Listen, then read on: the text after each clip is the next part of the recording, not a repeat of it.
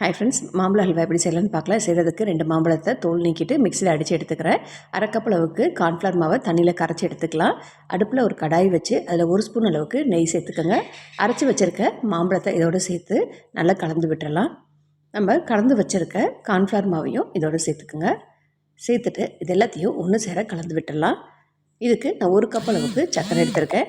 அந்த சர்க்கரையை இதோடு சேர்த்து நல்லா கலந்து விடுங்க. இடையிடையே ஒவ்வொரு ஸ்பூன் அளவுக்கு நெய் சேர்த்து கலந்து விட்டுட்டே இருந்தோம்னா அல்வா பதத்துக்கு நல்லா திரண்டு வரும்.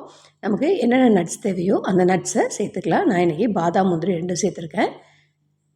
எல்லாத்தையும் நல்லா இது மாதிரி கலந்து விட்டு ஓரங்களை ஒட்டாமல் நல்லா திரண்டு வரும்போது நெய் தடவின பாத்திரத்தில் இதை அப்படியே ட்ரான்ஸ்ஃபர் பண்ணிடலாம். ஆறுனதுக்கப்புறம் எடுத்து சர்வ் பண்ணால் வாயில் வச்சோடனே கரையக்கூடிய ஹல்வா சூப்பராக ரெடி ஆகிருக்கும். இதே அளவுகளோடு நீங்கள் இதை ட்ரை பண்ணி பார்த்து லைக் பண்ணுங்கள், ஷேர் பண்ணுங்கள். அம்மாவின் சமையலறை கோயம்புத்தூர் சமையலுக்கு சப்ஸ்கிரைப் பண்ணுங்கள். தேங்க்ஸ் ஃபார் வாட்சிங்.